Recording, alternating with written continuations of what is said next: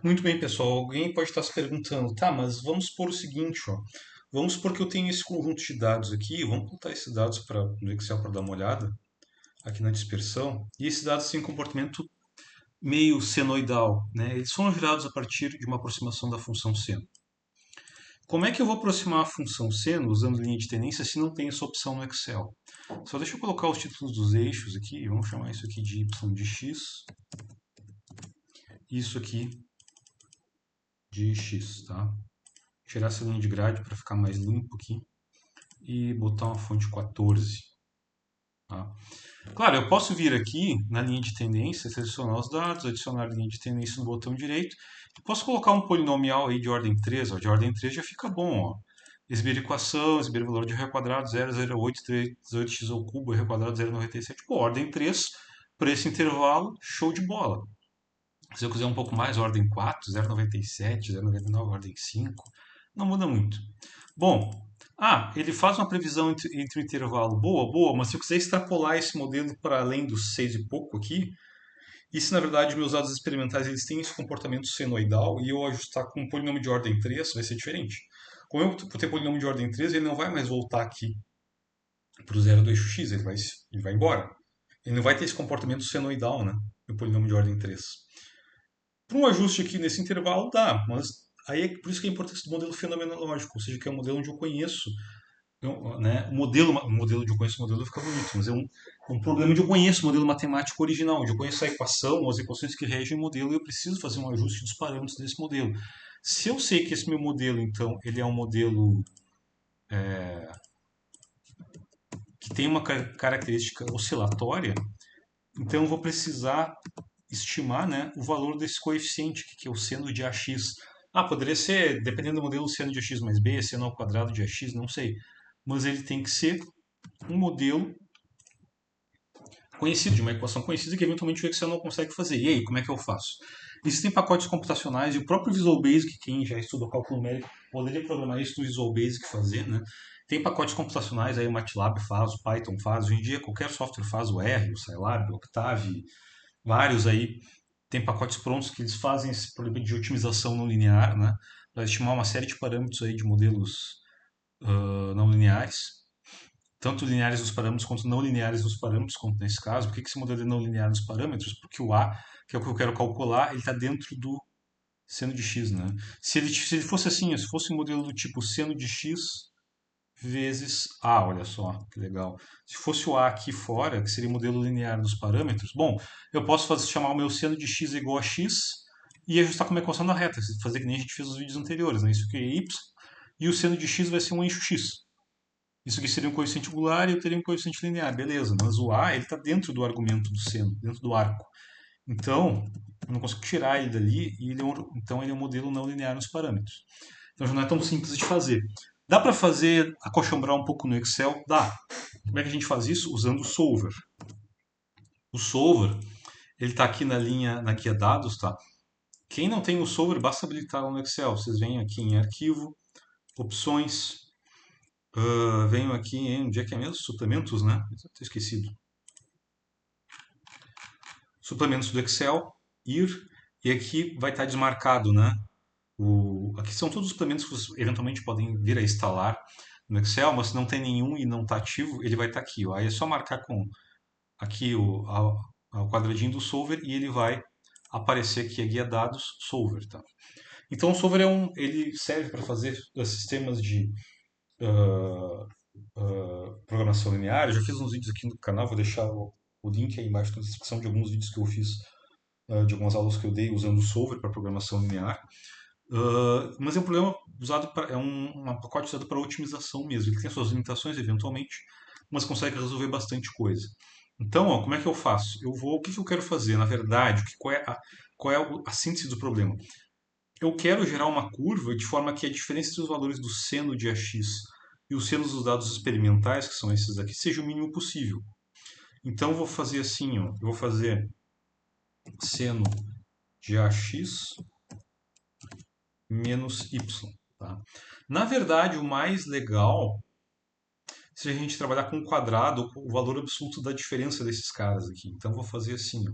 Isso aqui vai ser o valor absoluto né, para ficar evitando o cálculo de número negativo, do seno de ax menos y. Então isso aqui vai ser igual a quê? ABS, que retorna o número sem sinal, vezes seno, né, que retorna o seno do ângulo, de ax, que seria o valor aí.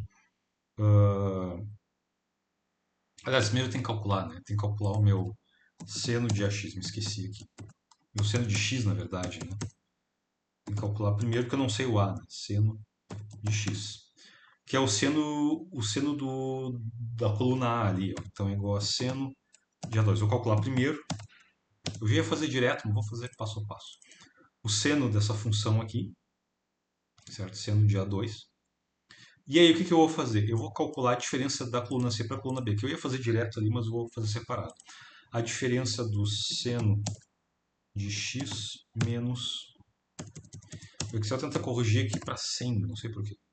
Menos o B, né? E aqui em valor absoluto, né? ABS. Então aqui eu vou colocar assim, ó, igual a ABS de... Como é valor absoluto, tanto faz fazer C menos B ou B menos C. C2 menos B2.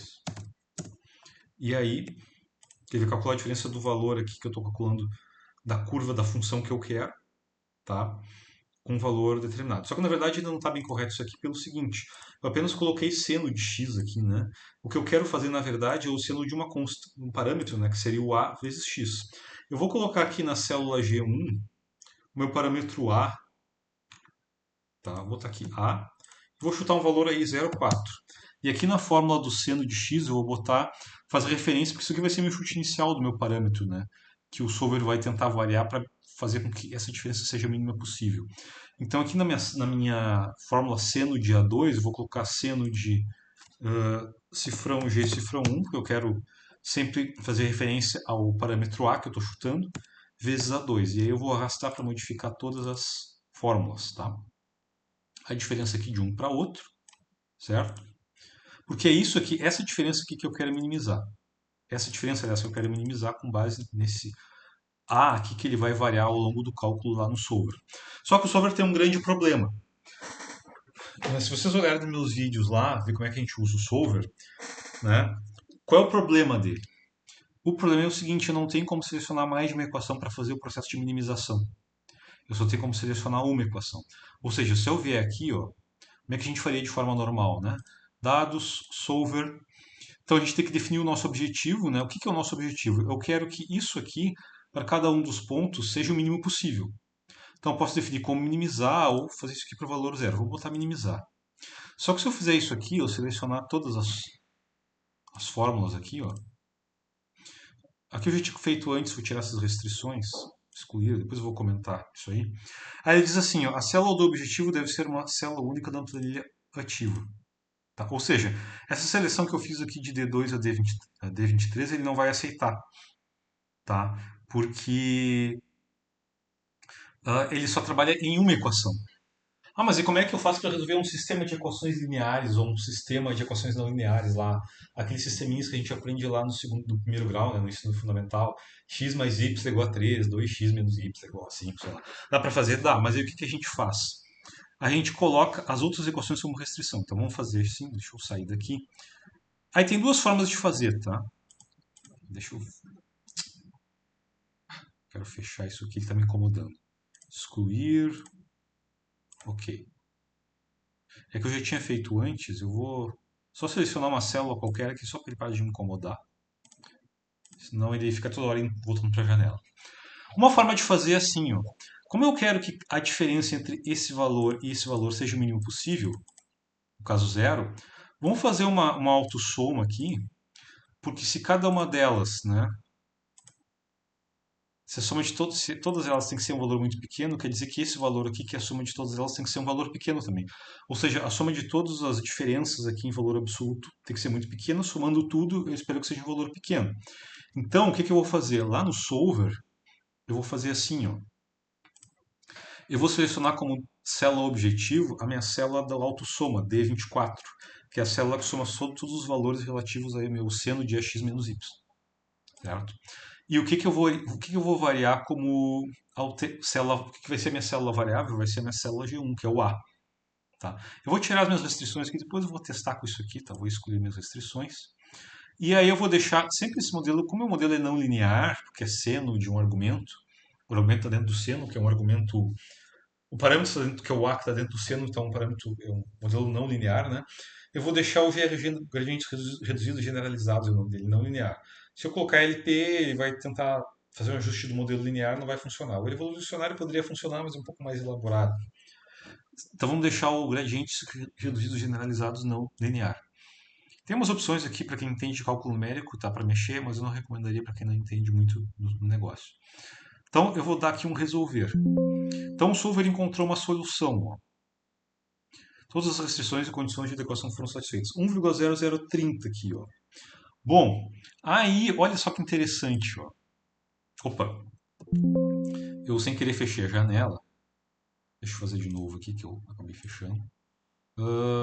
Resolver. Tá, ok. Ó, aqui ele corrigiu para o meu A, para o meu G1, que é o A, para 1,00 alguma coisa.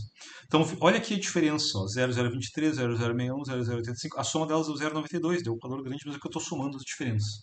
Aí, ó, quer ver uma coisa? Vamos passar essa curva aqui, ó, que é a curva que a gente está calculando, né, que seria o nosso A ajustado pelo modelo, comparado com a curva do Y aqui, ó. Então, ó, vamos ver aqui. Essa aqui não é uma curva que está muito boa, né? Selecionar dados, adicionar, valores em x é o x e valores em y é esse aqui.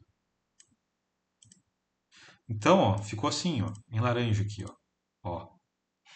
Aí olhando assim, parece que engana, né? Ah, bom, mas ficou um ajuste super bom ali, né? Não ficou tão bom, né? Claro que ele entendeu aqui o comportamento do modelo, mas olha aqui, olhando para os dados intermediários, né? Aqui 0,32, 0,29, 0,56, 0,56, 0,35, 0,93, 0,49, 0,41. Não ficou tanta diferença, mas ficou uma diferençazinha. 0,0187, 0,036, que é esse último que já ficou um pouco mais longe. Então, ó, até que o ajuste não ficou ruim. Não ficou ruim, tá? Aí alguém pode perguntar assim, tá, mas como é que eu vejo o R desse negócio? O R ao quadrado. Tem uma função no Excel aqui, ó. Aqui, ó, vão em fórmulas. E aqui na biblioteca de fórmulas vão em mais funções e estatística. Aí procure essa aqui, o Correl. Tá? Então, ó, Correl matriz 1, ponto vírgula, matriz 2. Ela adiciona, retorna o coeficiente de correlação entre dois conjuntos de dados. Aqui, ó, fórmulas mais funções, estatística, Correl. Tá? Então, matriz 1 é um conjunto de números, né, um intervalo de células de valores, né? Isso que pode ser uma matriz, pode ser um vetor, como no caso aqui um vetor coluna. Então, eu vou selecionar aqui meu primeiro conjunto de dados, que seriam os meus dados originais, os dados brutos, os dados experimentais. E o segundo conjunto de dados que seria o previsto pelo modelo, já com o cálculo do meu A otimizado ali, né? E ele já mostra a conta, ó, 0,99, olha ali, ó, 0,9972. Claro que o meu R ao quadrado, né, seria o valor disso aqui, do F5 ao quadrado, né, 0,99. Então, o ajuste foi bem bom, certo? O ajuste foi bem interessante. Uma outra forma de fazer isso aqui, certo? Então, bom, aqui eu fiz então o autossoma. Então vamos fazer sem usar o autossoma. Vamos pegar, colocar as equações aqui como restrição. Vamos pegar aqui então o solver, dados, solver. Aqui é tudo igual, né? Quero definir o objetivo para minimizar, para variando aqui a célula G1, que é a célula variável. O meu objetivo, o que eu vou fazer? Eu vou definir agora a minha primeira equação como objetivo, minimizar essa equação aqui. E todas as outras eu vou adicionar como restrições. Então, agora sim, eu posso colocar mais restrições, pegando mais de uma célula. Então, da segunda equação até a última, o que eu vou colocar como restrição? O que eu quero que ela seja? Eu tenho menor igual, maior igual, né, inteiro. Eu vou colocar assim, eu quero que ela seja igual a zero. Seja que é o menor valor possível que eu quero. Porque é a diferença entre o valor bruto e o valor estimado pelo modelo. Vou dar um OK e vou fazer a mesma coisa, resolver. Aqui ele já reclamou, ele disse que ele não encontrou uma solução viável. Mas olha aqui, ó, não ficou muito diferente do que a gente tinha chutado, né? 1,0037. Até vou fazer o seguinte, vou chutar aqui 0,3 e vou rodar de novo. Ó. Ó, aqui ele puxou para 0,27. Se não me engano, acho que se vocês chutarem 0,4 aqui, serão valores originais, eu acho que ele converge para 0,1, que isso depende muito do chute. Vamos ver. Aqui ele disse que ele não encontrou uma solução viável, mas ele já achou o valor que era 1,0 alguma coisa que a gente tinha encontrado no anterior que tinha dado certo. Aí tem uns relatórios que o Solver faz aqui, que é viabilidade, limites, né? Você pode salvar cenário, né? Vou dar um OK e ele abre aqui os relatórios de viabilidade. Viabilidade 2, margem de atraso, né? Então aqui ele achou tão ruim que ele nem mostrou aqui os relatórios de previsão aqui de viabilidade, que é o que ele faz.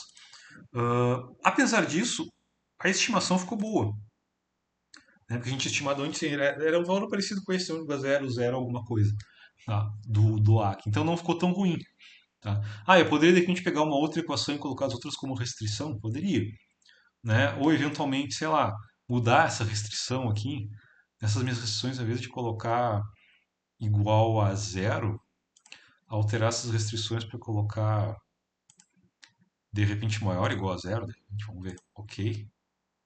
E aí, só deixa eu mudar o chute inicial aqui, botar 0,5, G, D2, G1, vamos ver. Ó, agora, tu vê, aqui ele disse que ele encontrou uma solução, mas essa solução não é muito boa, né? Porque, mais ou menos, né? Ele encontrou A, ele ficou com o A em 0,5. Esses eram valores originais. Vamos botar aqui 0,8. Se ele no chute ele volta. Isso aqui com as restrições de 3 até 23 na coluna D, maior ou igual a zero, alterando célula variável G1 e como definir o objetivo para D2, né? Resolver. Ele está fixando em 0,8. No caso, ele tá convergindo para o valor que a gente está chutando, né? Coisa estranha. Então já não ficou muito bom aí essa nossa forma de colocar as outras linhas como restrições. Então talvez o mais adequado seria isso, né? Ou então, uma outra forma que dá para fazer aqui, deixa eu chutar para 0,4, que eu lembro que era o que tinha dado certo. Ao invés de trabalhar com valor absoluto, trabalhar com o quadrado, né? Porque daí tu minimiza mais, chega mais próximo do zero o valor aqui que é menor que 1. Então, ao invés de trabalhar com o valor absoluto aqui da diferença do seno de AX, aqui seria AX, né? Que é o A que eu estou estimando. Isso aqui seria agora ao quadrado, cada termo. Então, ao invés de valor absoluto, seria C2 menos B2 ao quadrado. Daí já fica tudo positivo e equivale a valor absoluto. E aí, vamos fazer o autossoma disso aqui. 28, né? Ó, se eu colocar o A igual a 1, ó, valor 0,06. Porque esses dados mais ou menos montei para um A próximo de 1. 2 já dá muita diferença, 1,2, né? Então eu sei que eu já sabia que ia dar próximo de 1. Vou botar aqui 0,4 então. Porque às vezes, dependendo do chute inicial, ele não converge. Essa questão do chute inicial é muito importante. Então eu vou fazer o que? Eu vou ali no solver, dados, solver, definir o objetivo, eu vou definir agora o autossoma, que é alguma coisa aqui, né? Só deixa eu ver uma coisa aqui. Não é aqui que eu estou colocando, é aqui, 0,4. Então, solver definir o objetivo é o meu D24, deixa eu alterar aqui, que é a soma dos quadrados na diferença entre o previsto e o dado bruto. Minimizar o G1, aliás, variar o G1, né? E minimizar o D24. Essas restrições aqui, então eu vou tirar fora, porque eu estou entrando agora a soma de todas as equações, então não preciso dessas restrições. E vou resolver. Aqui ele diz que ele encontrou, olha, encontrou um pouco diferente, o 0,99954, né? Agora que eu trabalhei com zero com quadrático, a diferença quadrática, né? Que agora eu estou trabalhando com isso aqui, eu quero minimizar, né, isso aqui ao quadrado. É isso que eu estou fazendo agora, né? Então, ó, se a gente for ver, ó, a previsão e o valor, ó, original da função, ó. Então, ó, adicionando aqui, selecionar dados, adicionar eixo x, isso aqui é de 0 a π mais ou menos, tá? Eixo y, que seria esse cara aqui, né? Isso aqui seria então previsto, modelo previsto. Olha aí, ó. E aí, ó, se a gente quiser colocar o r ao quadrado, Vamos botar igual a correlação. Vamos botar aí, ó, de B2 a B23, ponto e vírgula, C2, C23, isso aí ao quadrado. 0,99 ficou bom, né? E aí a nossa legenda.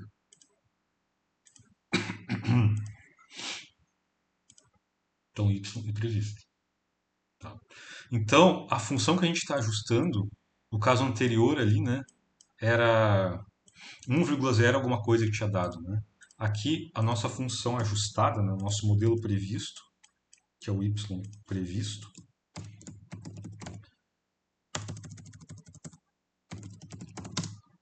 seria aí o nosso A 0,9995 vezes x. Então ele achou um valor para esse A que vale 1. Ah, poderia ser qualquer valor. Estou fazendo um exemplo aqui só mais simples para vocês entenderem. Então eu posso trabalhar com mais de um parâmetro. O solver aceita mais de uma variável para minimizar. Se eu tivesse seno de AX mais cosseno de BX, eu poderia ter o A e o B.